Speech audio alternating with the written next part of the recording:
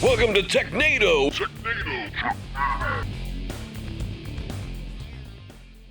Welcome to Technado. I'm your host, Sophie Goodwin, as always, and happy May the 4th. The day this episode releases, it will be May the 4th. I have my lightsaber earrings on. I am fully prepared. So happy May the 4th to you if you do celebrate. Don, do you recognize that holiday? Nerd. No, I mean we enjoy Star Wars in our house, and but I mean it's not that big a thing. And I'm more of a Star Trek person, as evidenced by some of the junk on the shelves back here. But yeah, you know, it's always a good time. All the Star Wars merchandise goes on sale, so instead of being extortionate amounts, it's just exuberant amounts of money, I guess. Maybe we'll go through the different EX words that I can come up with. But anyhow, I do want to make a quick comment before we jump into the podcast today, which is last week I said that we were going to cover some of the new things that came out in RSA this week, but Mr. Daniel Lowry is out today, and I wanted to save that for when Daniel's here because he is our cybersecurity person. So we're going to cover our regular tech news, so a little different than what I promised last week, and we'll cover RSA next week, hopefully when Daniel is back. That sounds like a plan. And filling in for Daniel, since he is not here today, and he's dead to me, is Anthony Sequeira. Anthony, how are you? I'm great. Third time on Technado, and you know what they say? This will be a disaster. That's what we're counting on. Love that classic phrase. You are correct. They do say that. So let's go ahead and we'll jump into it. Now that we know that Don is not practicing Star Wars, but he does observe the holiday, we'll go ahead and jump into our tech news. This first article comes to us from CNET. It says Microsoft is ending Windows 10 updates. Now, I'm a little confused. It says the current version of Windows 10 will be the last, and support for the operating system will end in 2025. Maybe I'm going crazy, but I feel like we covered this. Am I losing my mind? Did we talk about this several weeks ago? You're losing your mind. Yeah. So, no, it's just really incredibly confusing. So, you know, Microsoft has done a great job of making it where nobody understands what is getting updated when. And even in this case, they're not actually ending Windows 10 updates. So to understand what's going on is every 6 months, Microsoft releases a major update to their OSs, and they give them a name which indicates the year and whether it was the first half or the second half of the year that it came out. So we had 22H2, which released last October, I think. I don't remember, but end of the year last year, because we know that, right? 22 is 2022, and the H2 is the second half of the year. Well, Microsoft has come out and announced that is the last major update for Windows 10. There's not going to be another major update. So they're saying that version of Windows 10 is the last version of Windows 10. But they are still going to be putting out security updates and fixes, patches, just no new features. And it's going to continue that way all the way through October of 2025. So, you know, if you're running Windows 10, you still have 2 solid years, actually almost 2.5 years, that you can run the OS and still get security updates. But beyond October of 2025, that's when, if you're running Windows 10, you're taking a risk. Remind me, Anthony, do you have a Mac or PC? Do you run Windows? I'm running a Mac, but I do have Parallels installed with Windows 11 in there. Okay, gotcha. In case I need Windows for testing. Okay, Yep. Interesting. And you know what's funny about this? I looked up the 22H2, and there was no new features. That was just a bunch of stability things. So you haven't gotten new features in Windows 10 in an awfully long time. Well, and even when you did, there were things like, oh, the Notepad app has tabs now. Exactly. Woo! We put a friends icon on the taskbar. Hey, that was life-changing for me. Yeah. Okay. Yeah. My favorite feature, actually it was Windows 11 that added it, was the Candy Crush icon installed on your start menu. That's important. Hard-hitting features that you're going to be missing out on in Windows 10 from now on. I was talking to one of our soft skills instructors, and they said, yeah, that Windows 11's great. I said, oh, really? Why do you think so? And they said, my start button's in the middle. Woo! That was the feature. I made a comment to somebody once about how Microsoft was kind of copying Apple on that. Apple's had the central dock for a while, and they said, no, Microsoft's not copying them. Macs don't have a start button. And I was like, well, that's actually a good point, right? That centralized dock has icons for apps, but there's not like a menu. They don't have like a version of their. Interesting. So it's just all the apps right there along. See, I don't run them. I don't use a Mac regularly, so I'm not intimately familiar with the layout. Yeah. I guess it never occurred to me to check for like their equivalent of a start button, but there is one. Yeah, they do not have one. Huh? How are they still in business? Somehow they find a way. It's crazy. Yeah, I think it's because everything just works.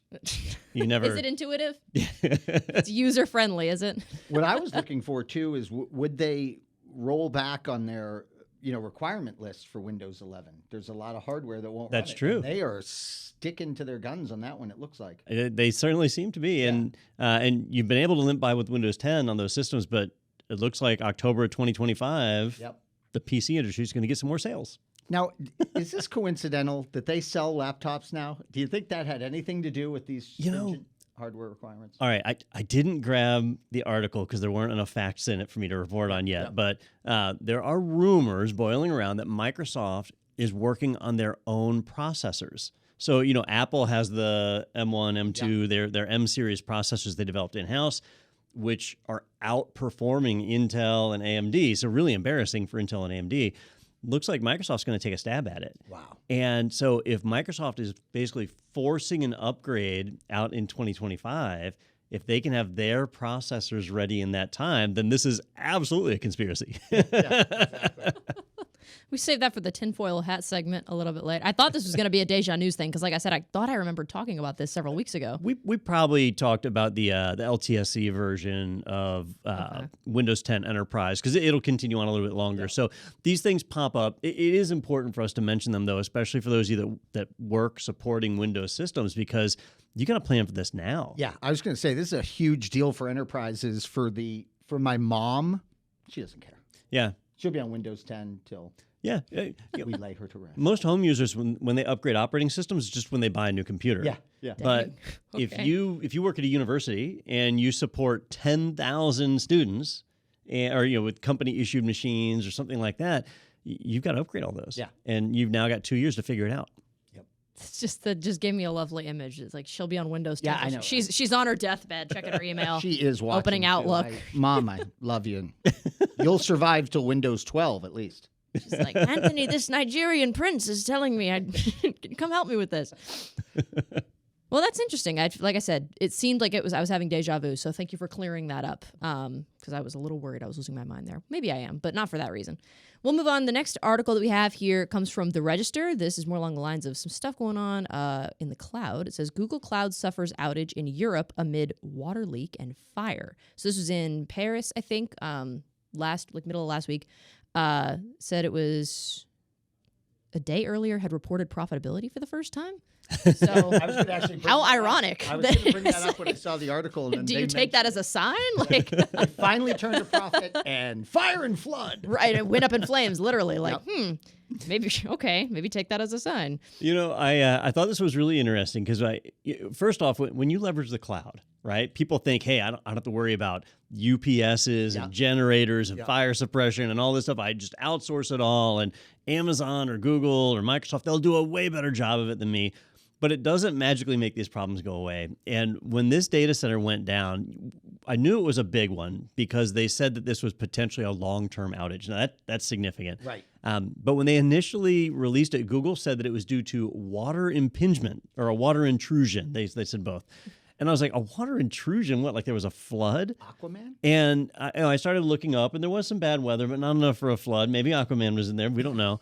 The Wonder Twins with the bucket of water.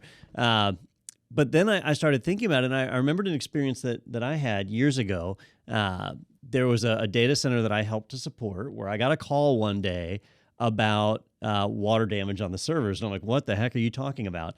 And it turned out there were some air conditioning maintenance workers up on the roof, and they hit a sprinkler line. They broke the sprinkler line, and water was just pouring into the data center, pouring right down on top of a rack full of equipment. There were probably 14 servers that were just drenched in water. Well, sure enough, Google finally updated and said this was water impingement and a fire. And so this is likely fire suppression. And that's why this is going to be a long-term outage. They got to replace hardware. Yeah. And they got so unlucky. The Paris zone that it hit is one of those zones that offered just about all their features. Some of their zones are smaller and not as feature rich. This was a key Europe zone. Yeah. Now, I don't know. I get a little paranoid over some of these things, Anthony, so I'm curious to hear what you think on this. But a few months ago, there was the hosting company OVH, which is also based in Paris, and they had a data center fire. Now, theirs was catastrophic. Like, their entire data center went. That's 2 data centers in Paris with 2 fires. And Paris is a very old city. Yeah. And it's not like they have a ton of room to build. The buildings are really old. The OVH one was made up of like shipping containers or some madness like that. So, is it safe to deploy in Paris? What is going on in Paris?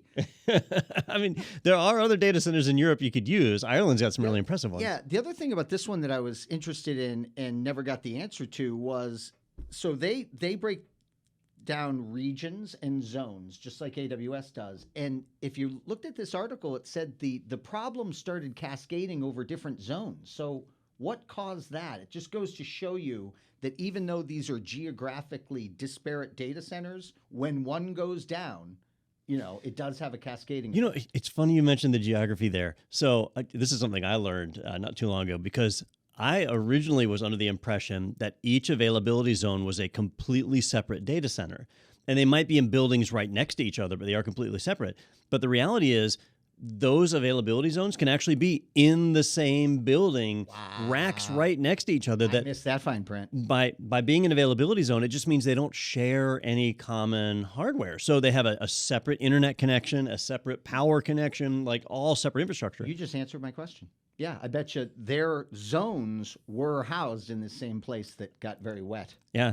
Now, I mean, there can be many zones, and who Right. knows how spread out they are. But Right. have you ever looked at like satellite footage of the U.S. East, the Amazon Virginia That's a one? great idea. Yeah, if you pull it up, the Google Earth. there's for U.S. East 1, which is like their biggest region. There are multiple buildings, but they're all right next to each other. So if there's an earthquake or a hurricane, that region goes out. So regions guarantee your separation from geography, but zones not necessarily. Yeah. Not so much. Wow. Wow, the more you know. I also just learned that today, so that makes two of us. And it looks like it says like late in the article that there was a separate disruption on Wednesday with like cloud load balancing services. They were having issues there as well. So Google was really just getting they were just We turned a profit and then fire and flood. I can just imagine like their sales manager runs in and like, sales are on fire. And then the tech team's like, we're on fire too. You ever watch Arrested Development and the scene where he's like, we're having a fire sale? Are you familiar with that, Anthony? Yeah. That's exactly what that reminds me of. We're having a fire sale. Yeah. Oh, poor Google. Well, poor Google. I'm sure they'll be fine. They'll live. Yeah. But still, that's unfortunate. Yeah, they have a little bit of financial resources. How well they do on their core business, right? They are just now turning a profit in GCP. That's amazing. Yeah, that's crazy.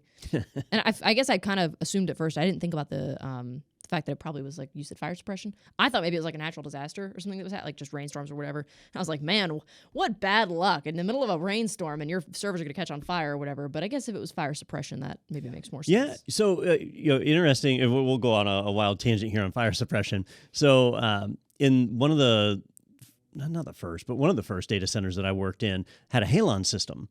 And halon systems are illegal now, but if you don't know what those are, basically when a fire breaks out, halon gas would get pumped into the data center and it would just suffocate everything, right?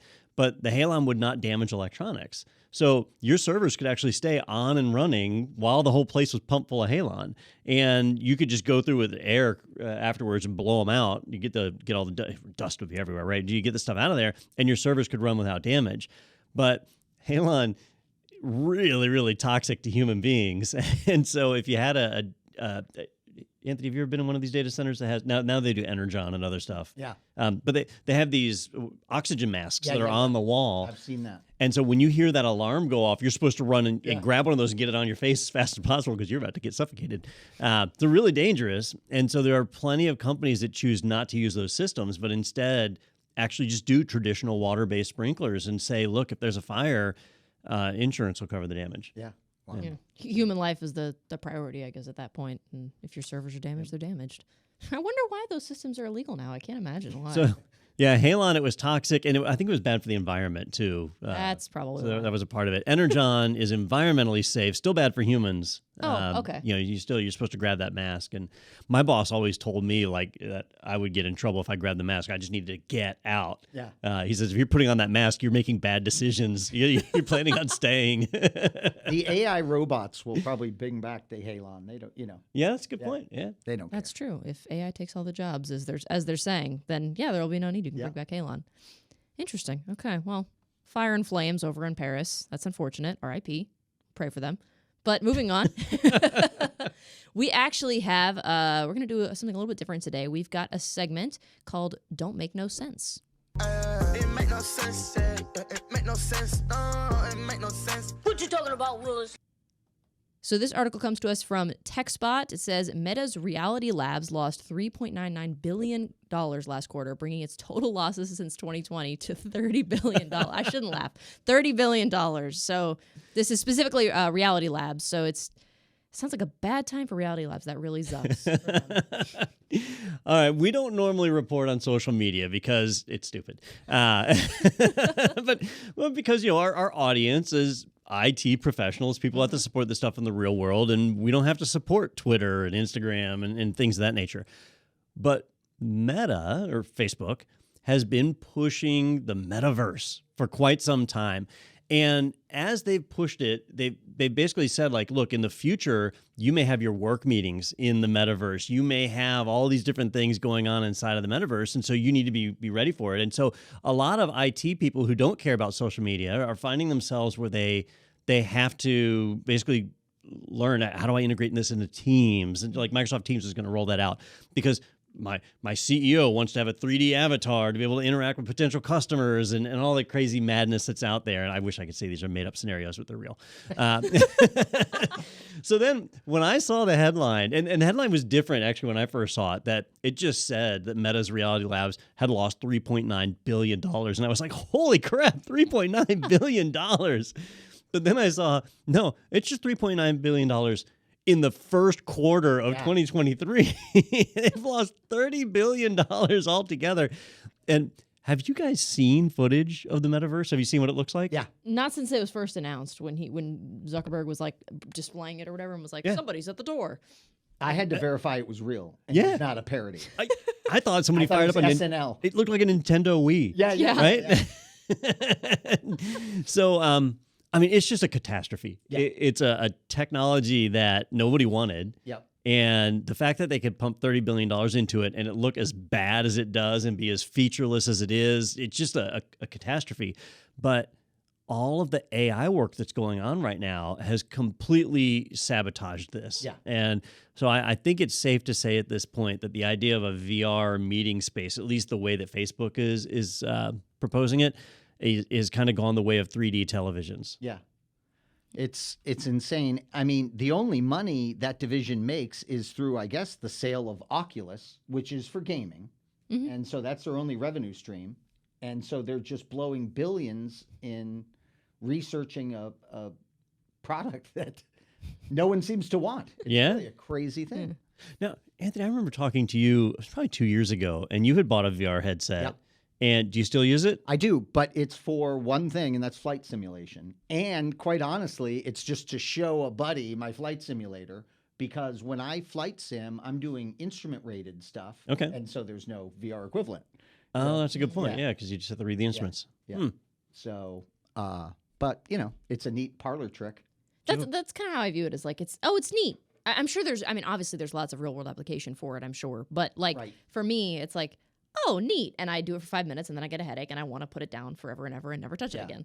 I think, and Lauren would know best. One of our hosts here, Lauren, has been really digging deep into VR and AR. And I think AR, augmented reality, I think that's where we can get some really cool business applications. Yeah. And that, of course, for everyone is where you're going to have glasses on, let's say, that will superimpose over your natural environment information. Yep.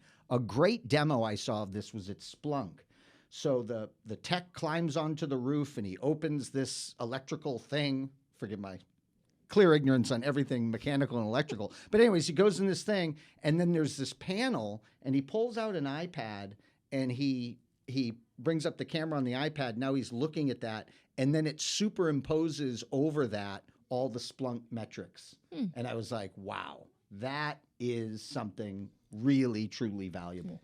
I saw one that was similar, but it was a repair manual. And so it was one of those 1U rack servers, right? The pizza box. Yep. And the guy opens up the pizza box and he says, like, hey, I'm about to replace some memory. And he had AR goggles on. And when he opens up the server, where the memory is, it like highlights, here's the memory. Yeah. And then he had to replace the banks in pairs. And so it highlighted the 2 banks that he was replacing. And so it like to show you, just guide you. Yeah.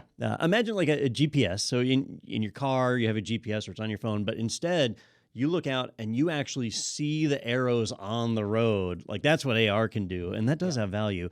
VR, you can't even drink a cup of coffee while you're wearing your VR goggles. Like it's just a nightmare. And a lot of friends that I have put in my VR to show them the flight sim, they immediately vomit. Yeah.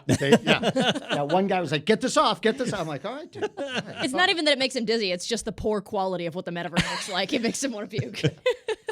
I also saw, I don't know if this was real. I bet you it was real, sadly, but some young lady had tried the metaverse, and sure enough, there was like harassment, full-blown harassment, of course, going on in the metaverse. Oh, which geez. probably would occur more than in a normal office environment because people are hiding behind their keyboard. Absolutely true. Yeah. It's like how every time there's a new AI chatbot, they somehow manage to make it like horrible. Yeah. They get to say all kinds of horrible things. It's always going to happen.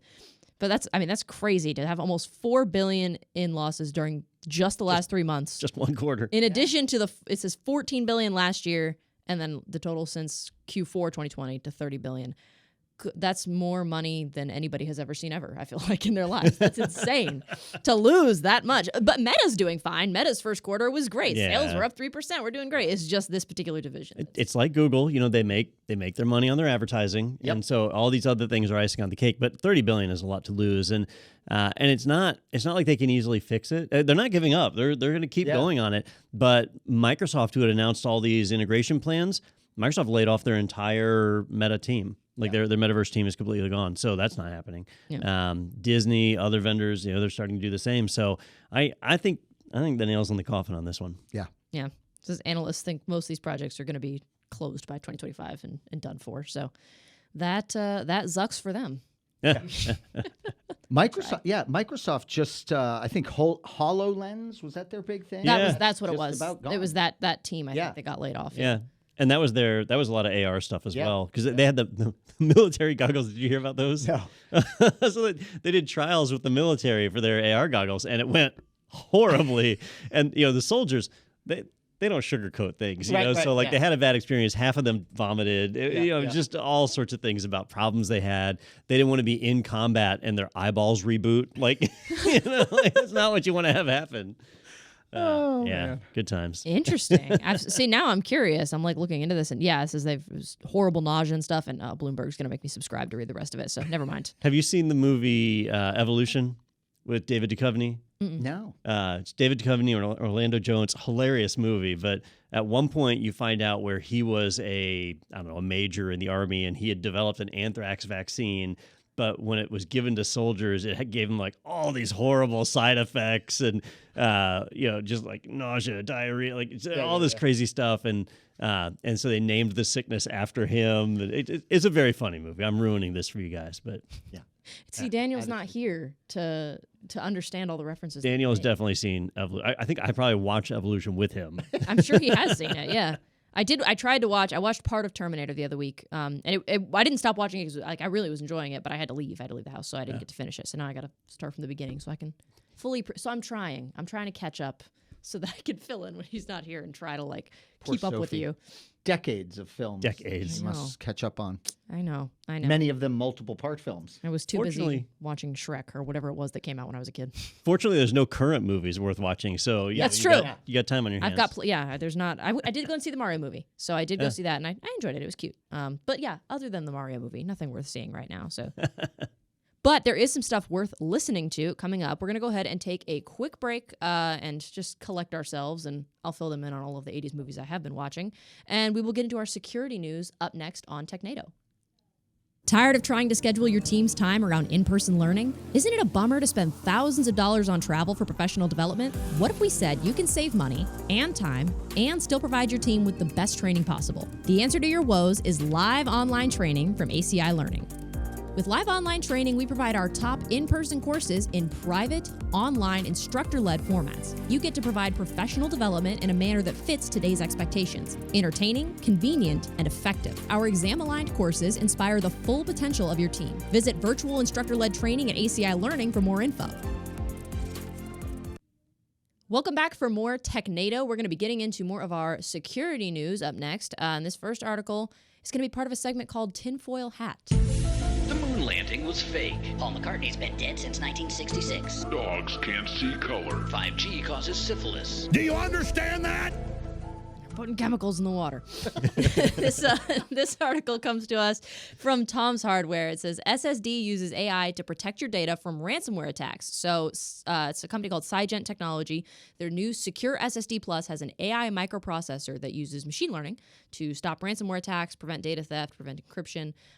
So lots of stuff going on here.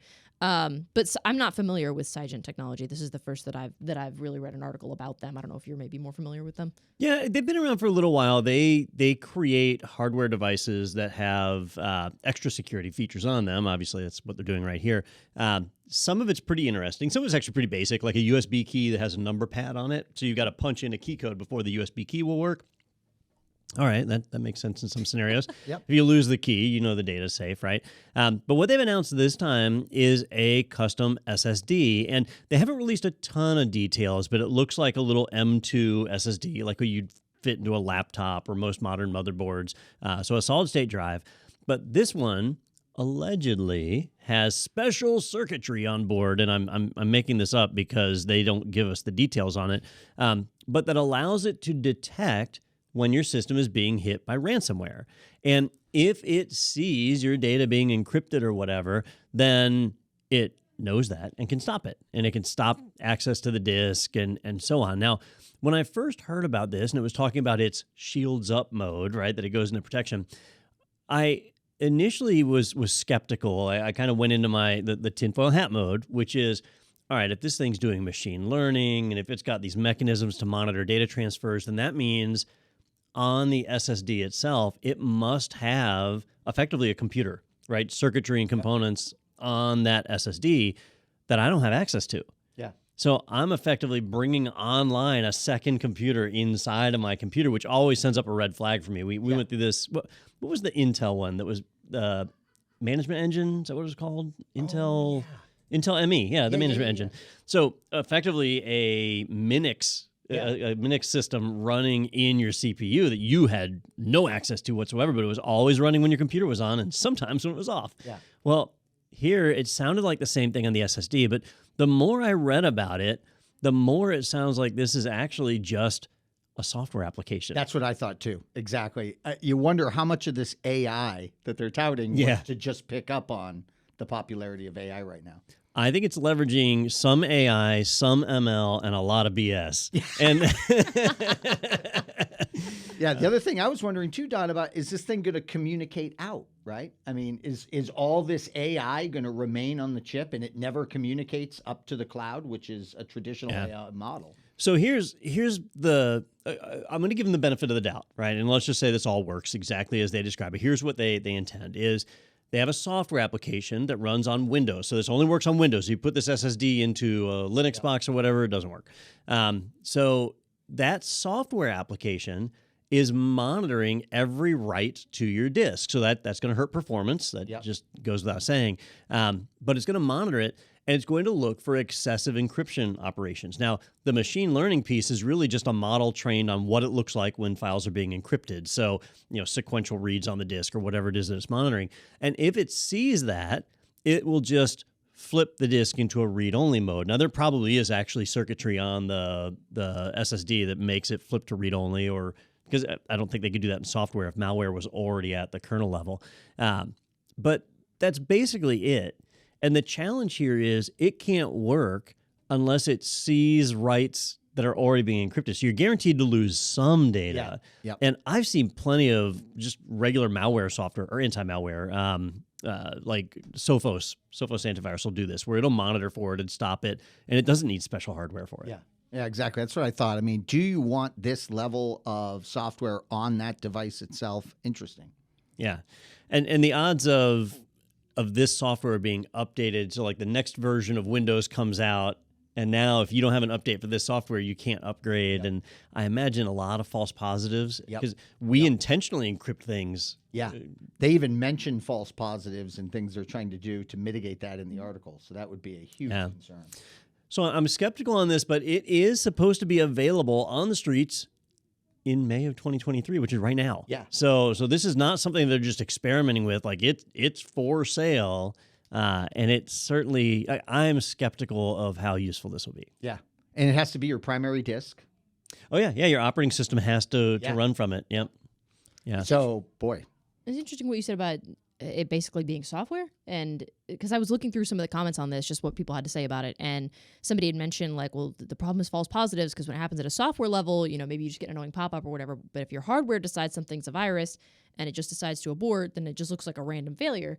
But is that not a valid concern that this person has, or is that very well something that like could happen? It could happen. Yeah, it could happen. They claim that it has a integrated AI microprocessor that's monitoring everything, and it's got ML algorithms in it. Well, all of that is a black box to us. We don't really know what any of that means. Yeah. And so, could it get a false positive? Could it stop? Like, could your computer randomly get a blue screen and you're like, oh, what the heck happened? And what you don't realize is that some critical write operation was blocked on the SSD, but you don't know that. And so you think your computer's unstable, and it turns out to be this disk. Who knows? It's hard to say. I suspect we'll see more stuff like this as time goes on. Yeah. But I don't know. This is not something I'd trust in Gen 1. Yeah. And not a whole lot of information about like performance and stuff, because like you said, this is May 2023. This is happening, so it's very soon that it'll be available, I guess, or that people will start maybe talking more about if they actually enjoy it or if they like it, if they like how it performs. I'm surprised for a product that is releasing in the next 30 days, right? We don't know the exact date, but within the next 30 days, seems like we'd have more information on it than this. So that's why I'm so skeptical. It'd be interesting. This may be one that comes back if we do a Deja News segment. Maybe we'll talk about this again. We'll Laptops see. catching on fire. We'll have God, yeah. That's right. We'll have to see if this one makes a comeback appearance in future weeks. But for now, we actually do have some. We're going to take a little trip down memory lane because we are going to do that segment, Deja News. Deja News.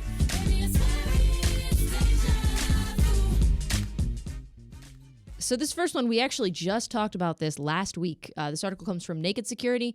It says, Google leaking 2FA secrets. Researchers advise against new account sync feature for now.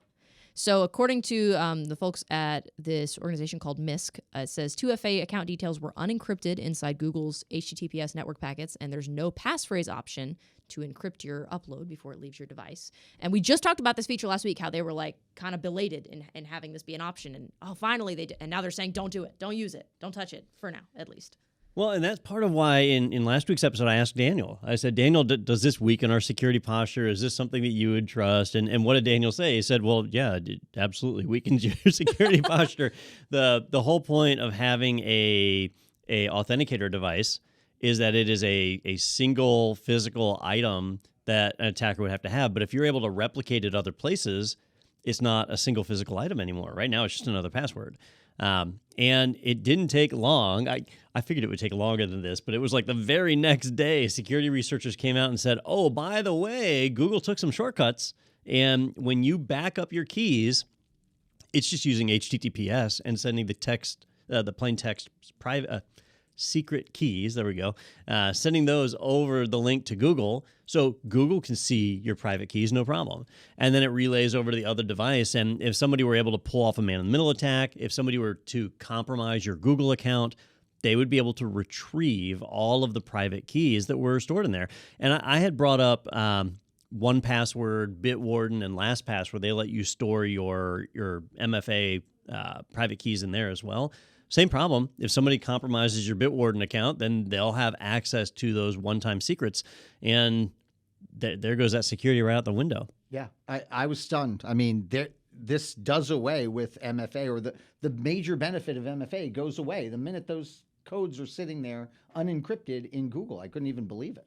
I get it that if your phone is stolen, that is a tremendous challenge for you with all these authentications you must do. But my goodness, there's got to be a better way to solve it than this. Yeah, and you could say, look, Google's a search engine company. They're going to make mistakes with security, but they own Mandiant. Yeah. Their Google Project Zero finds more exploits and vulnerabilities than like any other research team on the planet. Google has one of the top security teams in the world. Seems odd that they would. Yeah, and they said they're going to roll out our ability to encrypt this, but why would they not have that on the initial rollout of this? It's so strange. Well, so what they want to do, or what they're saying they're going to roll out, is end-to-end encryption, right? So you encrypt the private keys or the secrets before you send them to Google. Yep. And to download them on the other side, you'd have to decode them or whatever. Actually, hang on. I had an argument in my head there, but then Well, no, it probably is trickier than I'm thinking it is.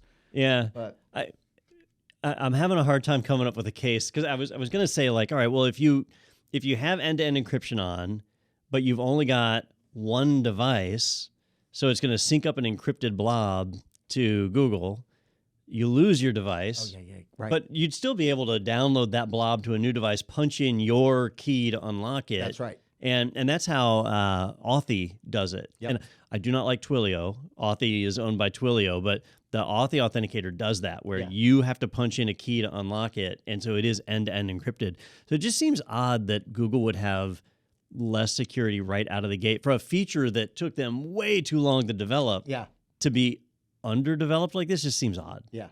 Yeah, absolutely. And like you said, I think you mentioned at the end of this article, they did respond on Twitter to this and say, well, we did intentionally release this feature without end-to-end encryption, but that's coming down the line. We're gonna offer it with Google Authenticator down the line. But if you want to use the app offline, if you want to manage your backup strategy yourself, you'll still have that option. All right, I gotta remember this. We can learn from other people's PR teams, so we don't have to hire one.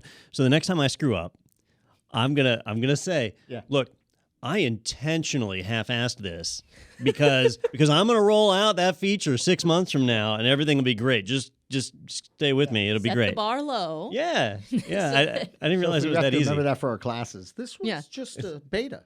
Set the expectations really low. As long as you say it's intentional. This wasn't an accident. We didn't make a mistake. This is intentional. We didn't. You're the one that doesn't know what you're talking about. We did this on purpose. So embarrassing.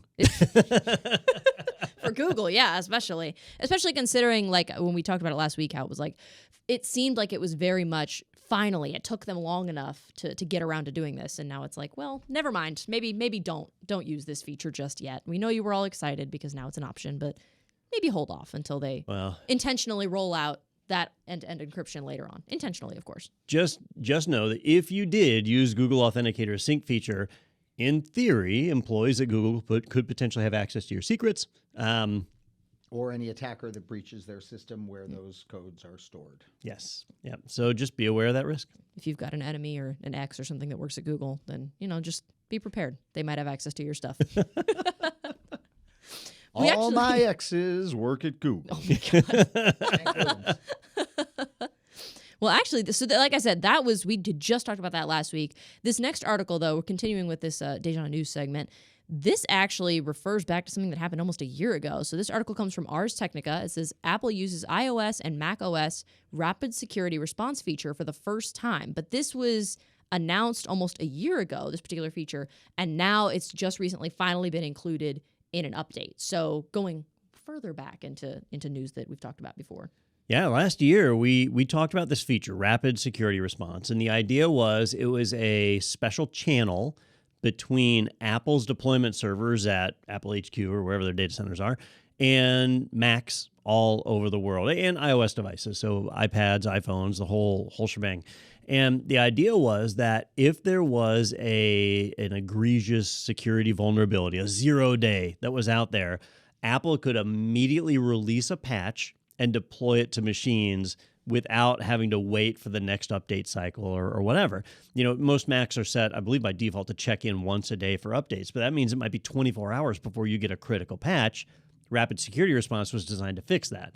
So we talked about it back then, and I remember having the conversation with Daniel about how, is this something you trust? How do you feel about it? And Daniel said, because he's a big Linux guy, but he runs a Mac, and he said he didn't like the fact that he had a computer that he owned, running an operating system that he owned, but that a vendor that he's never met, off in a whole different state, different country, who knows, could push software changes and push actual software down to his machine without any kind of interaction whatsoever. No confirm yes or no chance to pawn it off. Just it's going to push out and install. He had some real concerns around that.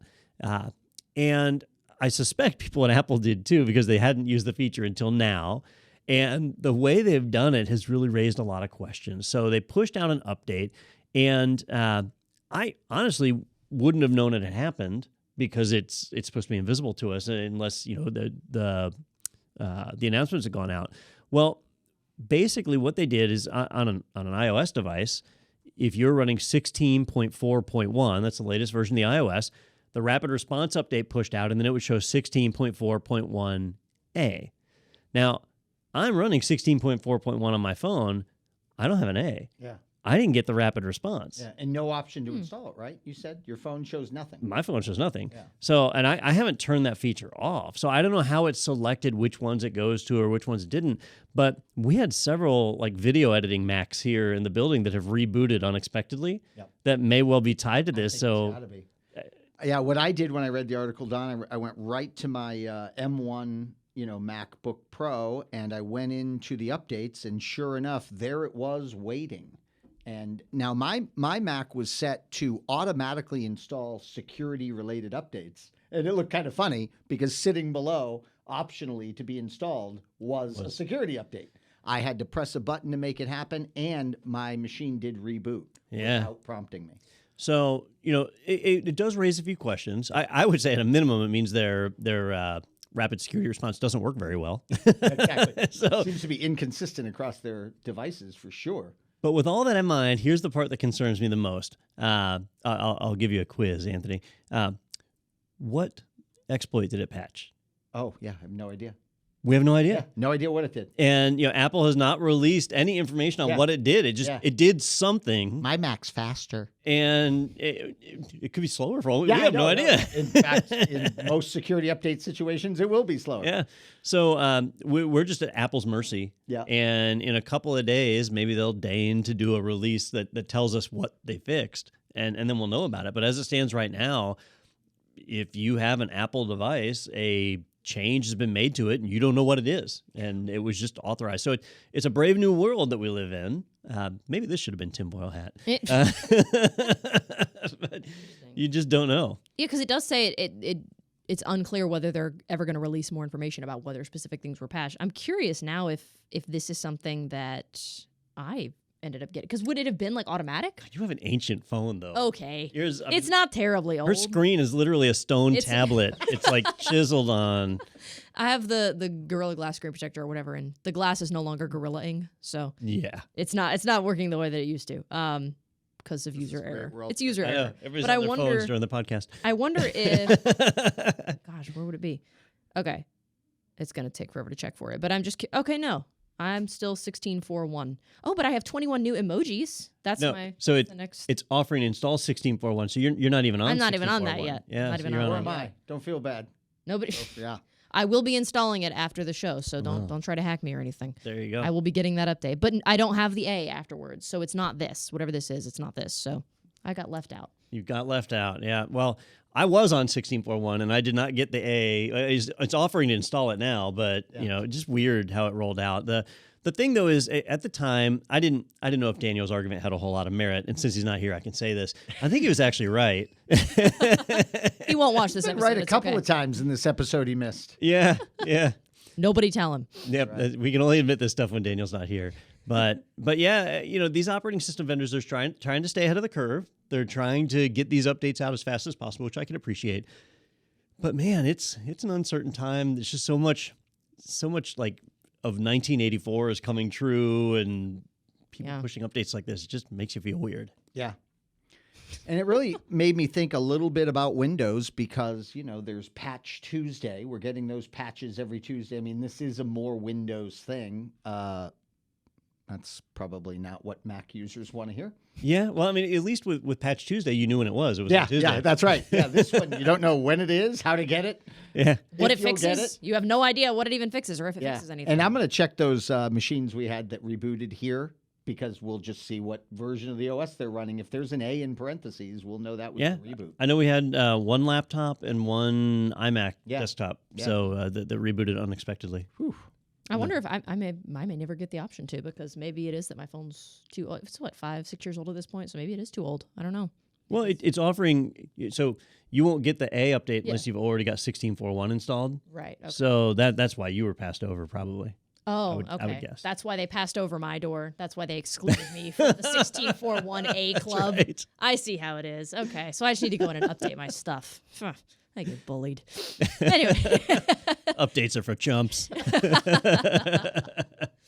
So before we take off here, I do want to mention Technado is sponsored by ACI Learning, the people behind IT Pro. So if you're listening from the Technado website, you can look for that sponsored by button and click that to go to the IT Pro website. If you want to support the podcast, check out those courses. You can use the promo code Technado30 for a discount on an IT Pro membership.